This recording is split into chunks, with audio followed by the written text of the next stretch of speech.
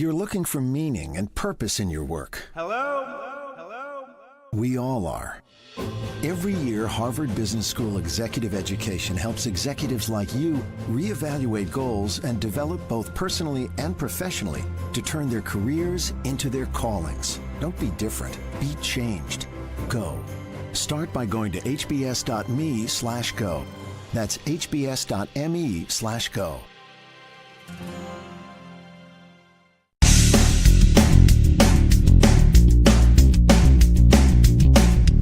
Hi, I'm Jeff Altman, the Big Game Hunter, and you are listening to No BS Job Search Advice Radio, episode 1385. Welcome.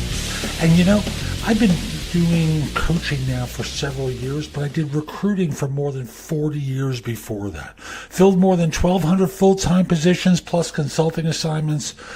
This is one of the top 10 podcasts in job search. It was recently voted that. My YouTube channel was named a top 10 channel for job search. Recently voted that. I know the material extremely well. And I'll simply say that, I can coach you. The material that I give away for free on the podcast and YouTube is good stuff, but it's not personalized for you, and I'd love to help you.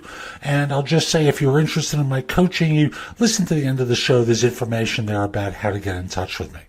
And this show is a nice little one that basically answers the question of, should I take a lower offer? Hope you find it helpful. Hope you give it a great review, and I hope you wind up contacting me for coaching. And now, let's get going. And the question I was asked is, should I accept less money? Now, I want to start by saying that my bias is against doing it, but I also want to lay out the cases where it makes sense. There aren't many, but there are a couple of instances. And then I'm going to go back for the conclusion, which is generally don't do it. The few reasons where it makes sense, the few circumstances where it makes sense is the great opportunity. Now, to me, there are relatively few great opportunities, but I'm not in your seat. I don't live your life. You have to look at what is a great opportunity for you that would cause you to accept less. So for the person making $100,000 a year or $200,000 a year, the notion of accepting a few $1,000s less for the great opportunity is not a big deal. For the person who makes $50,000 a year, it's a different story. So under those circumstances, you have to weigh that conclusion for yourself and come to your own decision. For the person who's been out of work for a long time, you don't have a job right now and you don't have a career. You've been out of work for 6, 8, 9, 12 months, longer, and someone's offering you less money than you earned when you were working back when. You don't have a job and you don't have a career anymore. It's over. And the fact that someone's willing to give you the shot after so many people turned you down, that's a circumstance to consider. But understand, often firms are negotiating, and they'll talk about the individual who they've also met with, who's looking, this person's really strong, and we're weighing the two of you, and this person's willing to accept less. That's one of the classic scenarios where firms try to finesse you into taking less money. And frankly, I would turn around and say, hey, thanks for bringing that to my attention, but the fact is, if you think they're the better person for this role, you should really choose them. If we're really equal and they're willing to accept less, you should choose them. For me, I look at it in terms of, I cost more, I bring greater productivity. If I haven't convinced you of that yet, talk with me about what the perceived differences are between us, and let's address that. And the fact that they're raising this as a subject indicates that, it's close, and they do see a difference between the two of you. Otherwise, they wouldn't try and bring you down to that price point. After all, why bother? They could just choose the other person. So that's a factor. It's a negotiating ploy. Another factor that I think you need to take into consideration is it's not just simply about accepting $5,000 or $10,000 less now. It's the fact that it affects every dollar you ever earn for that firm and beyond. All because you accepted less money. Because they build their raises based upon what you're currently earning, right? So if you accept $5,000 less, I'm just going to pick simple numbers. You're making 110 and you accept 100. And you get that 5% increase. At 100, well, you're at 105. But had you been at 110, well, the raise would have been higher, wouldn't it?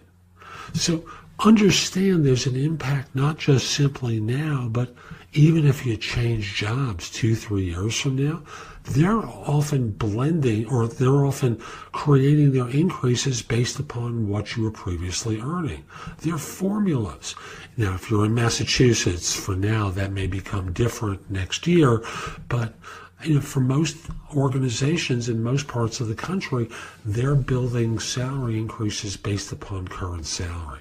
They're not trying to take up the fact that, hey, I took $10,000 less. They work off the current numbers because that's the fact.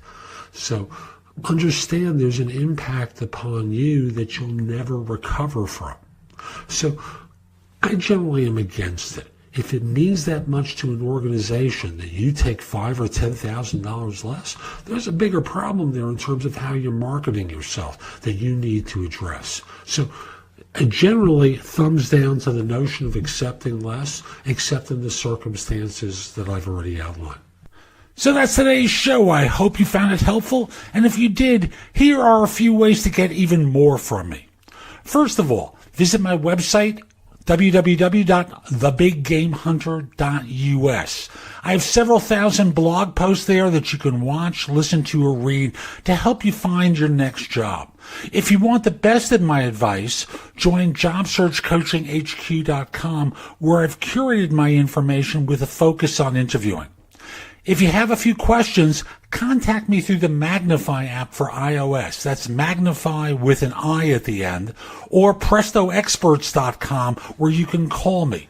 Schedule a specific time with me through chat on Magnifi or by connecting with me on LinkedIn at linkedin.com/IN/The Big Game Hunter. Once we're connected on LinkedIn, you can message me about coaching you, speaking with me about a resume or LinkedIn profile critique, help with a salary negotiation, my trusted advisor services, as well as scheduling me for Magnifi or for PrestoExperts.com. Like you, I don't work for free. You can also take my classes on Skillshare and become a premium member using the link in the show notes and receive 2 months for free instead of just the one that the site offers. Skillshare offers thousands of courses, not just simply mine. It is a great resource in a variety of different areas. Subscribe to my other podcast, which is called Job Search Radio. This one is number 1 in Apple Podcasts. Job Search Radio is number 2. Subscribe to both. You will get great information 7 days a week from this show, 6 days a week from the other.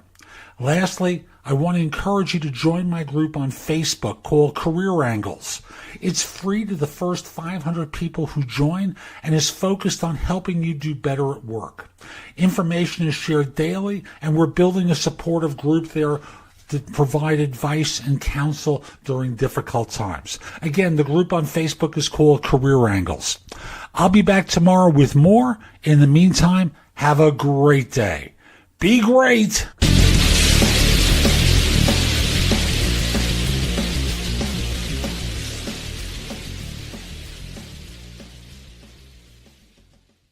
You're looking for meaning and purpose in your work. Hello? Hello? We all are.